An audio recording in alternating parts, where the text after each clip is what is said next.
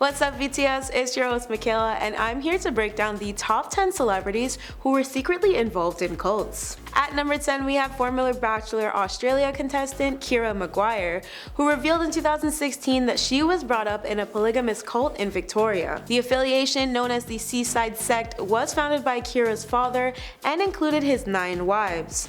One of those wives was Kiera's mother, and Kiera's father was also detailed to have 64 children and endlessly devoted followers who were drawn to his quote religious teachings, with claims that he was the reincarnation of the Lord. When Kiera spoke about her upbringing in a statement for Women's Day, she explained, quote, "I am not in a position to comment. My mother removed my family from that environment when I was 5 years old, over 25 years ago. I was brought up by my mother and grandmother in Brisbane in a loving, caring, and compassionate household." At number 9 we have Joker's Joaquin Phoenix, who detailed to Playboy in a 2016 interview of him being born into the children of God. The Walk the Line actor says, "When people bring up children of God, there's always something vaguely accusatory about it. It's guilt by association. I think it was really innocent on my parents' part. They really believed, but I don't think most people see it that way. I've always thought that was strange and unfair." TLG first came to light as Teens for Christ and is now known by its latest name of the Family International.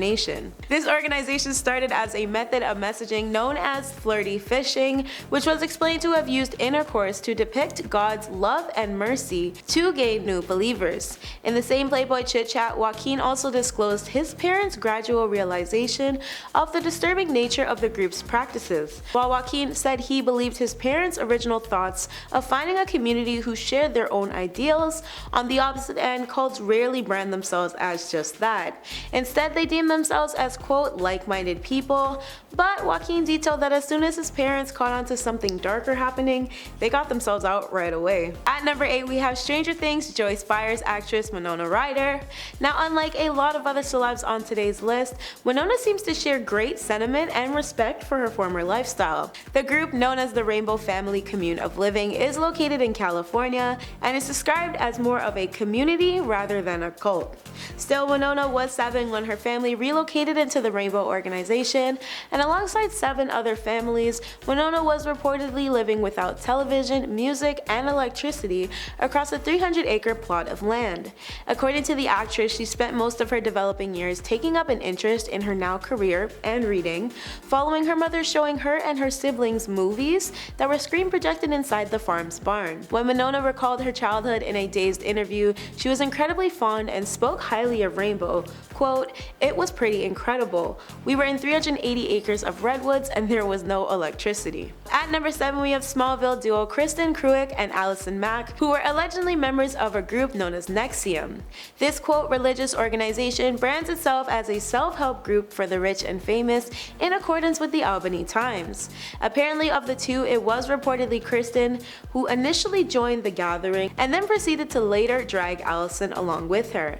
Multiple sources hint that the actresses were recruiting love slaves for their alleged leader Keith's subgroup called The Vow. Inside the practices of The Vow, it's been rumored that the women were constantly degraded, blackmailed, and mistreated. A former NXIVM publicist made claims that the gathering used girls who were not of legal age to fulfill Keith's needs, and the girls were branded with Keith and Allison's initials, whereas it stated that Allison was the visionary behind branding the young girls.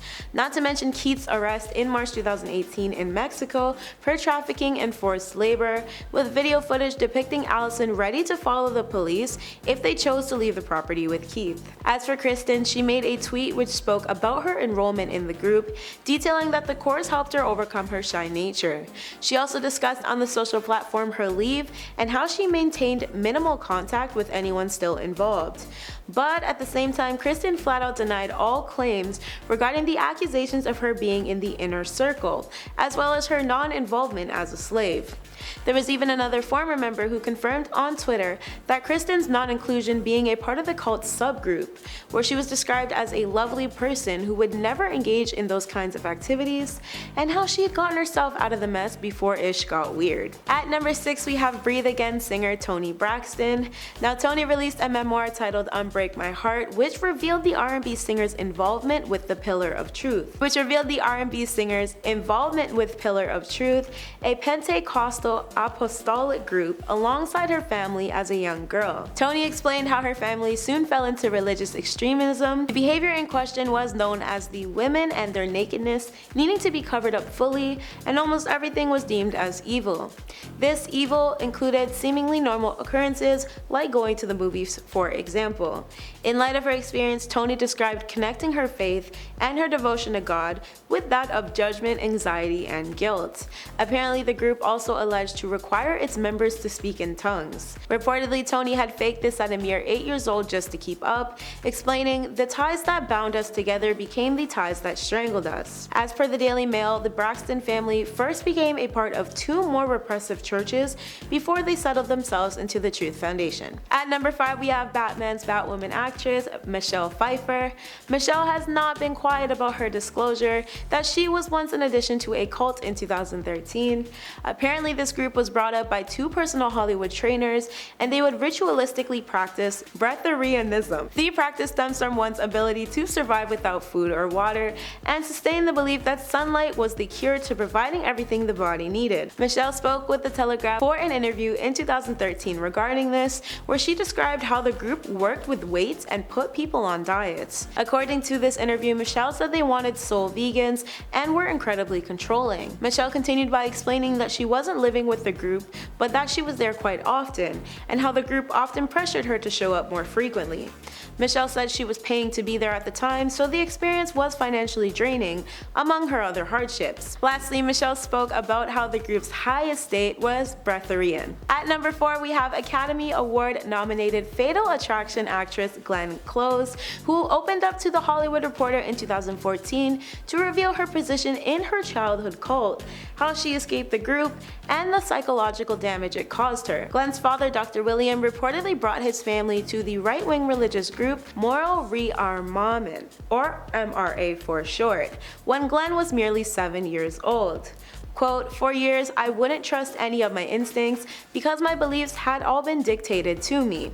You basically weren't allowed to do anything, or you were made to feel guilty about any unnatural desire. If you talk to anybody who was in a group that basically dictates how you're supposed to live and what you're supposed to say and how you're supposed to feel from the time you're 7 till the time you're 22, it has a profound impact on you.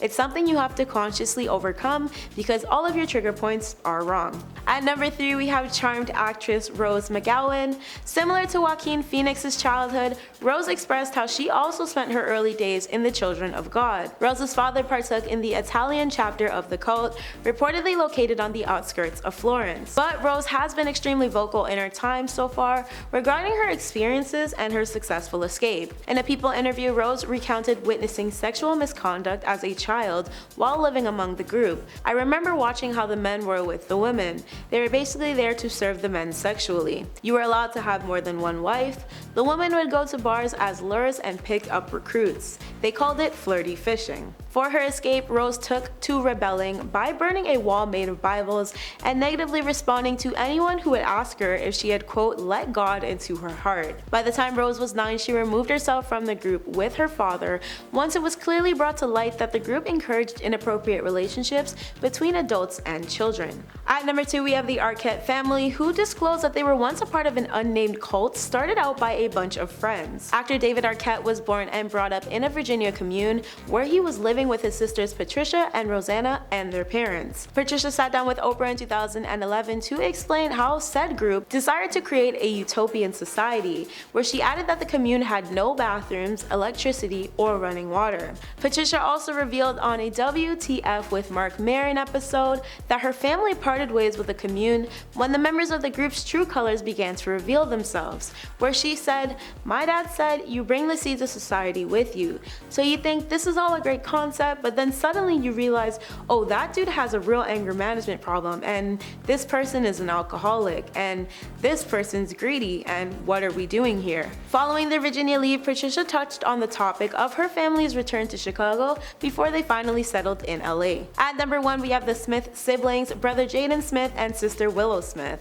While their group is not officially deemed as a technical cult in today's day and age, there have been allegations that both siblings are involved as active members in the Arquette Society. According to the group page's Instagram, they are a quote, secret society of individuals who create and place Arquette to balance Gaia's energy. According to the group page's Instagram, they are a quote, secret society of individuals who create and place Arquette to balance Gaia's energies. The practice referred to as Gaia in question stems from Greek mythology and is the creator of Earth's personification and the universe, further known as Mother Earth. Both Jaden and Willow have been photographed with the crystallized orgone pyramids, which supposedly dispose of negative energy and instead push out positive vibes. However, according to arguable, believable, or unbelievable reports, the group delves into far more than just their unofficial trademark of good vibes only. That concludes today's BTS. Again, I've been your host Michaela, and I'll see you all again real soon.